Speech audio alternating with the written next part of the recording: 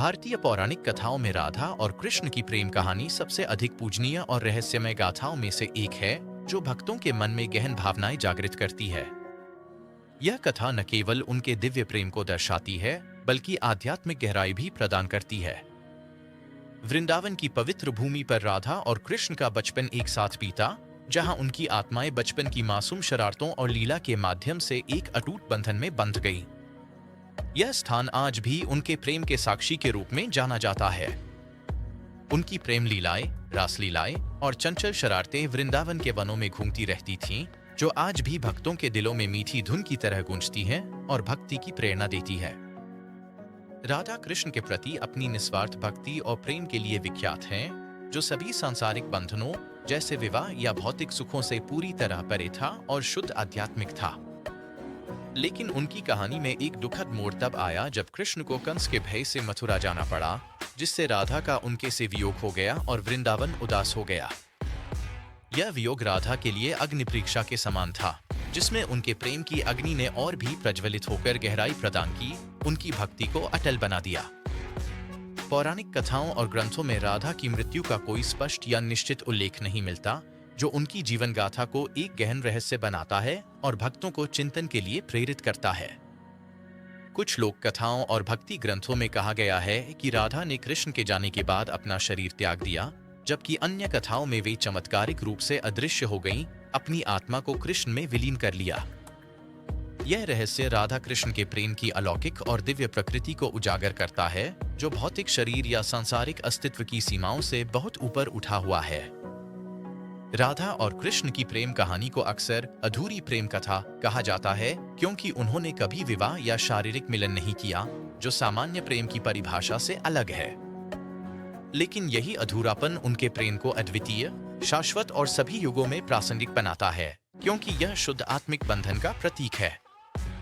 उनका प्रेम पूरी तरह शारीरिक नहीं बल्कि आध्यात्मिक था, जो दो आत्माओं के पूर्ण और शाश्वत मिलन का सुंदर प्रतीक है।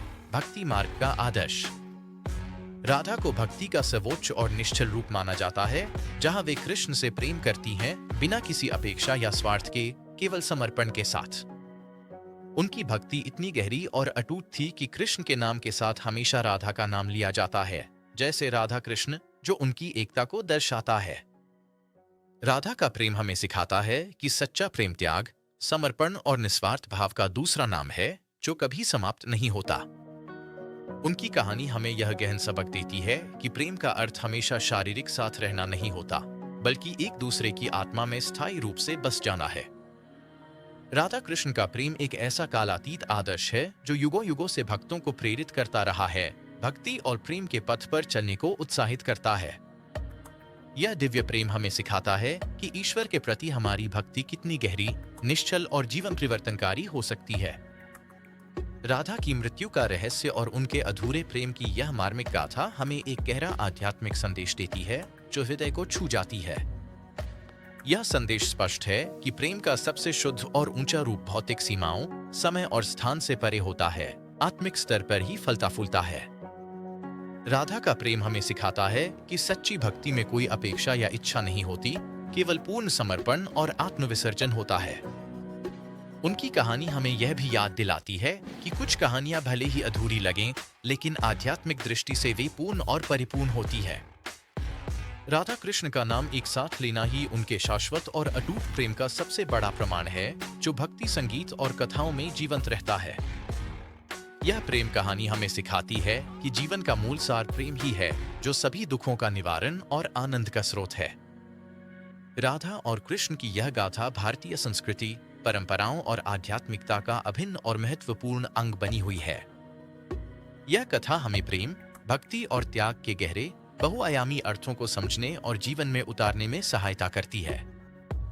उनकी कहानी एक कालातीत प्रेरणा का स्रोत है, जो हमें अपने हृदय के भीतर छिपे शुद्ध प्रेम को खोजने और जागृत करने के लिए सदा प्रोत्साहित करती रहती है। राधा कृष्ण का प्रेम हमें सिखाता है कि सच्चा प्रेम त्याग और समर्पण का दूसरा नाम है, जो काल की सीमाओं को लांघकर हमेशा अमर और जीवंत रहता है। यह संदेश यही है कि प्रेम का सबसे शुद्ध रूप हमेशा भौतिक सीमाओं से परे होता है, दिव्य और अनंत आध्यात्मिक स्तर पर ही साकार होता है।